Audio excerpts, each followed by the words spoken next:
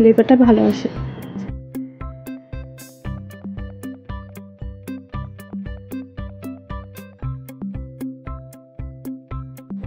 ভালো করে কষিয়ে নেওয়ার পরে এখন আমি এর ভিতরে দিয়ে দেবো পরিমাণ মতো রান্না করার জন্য পানি।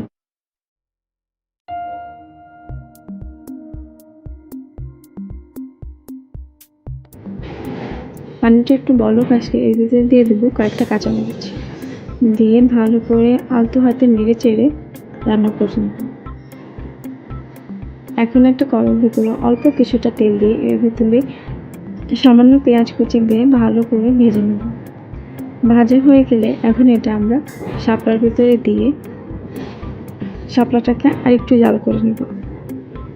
বাস হয়ে গেল আমাদের ঝটপট নারকেল ও চিংড়ি মাছ দিয়ে শাপলা রান্না। এখন গরম গরম ভাতের সাথে পরিবেশন করুন। ধন্যবাদ। আসসালামু আলাইকুম।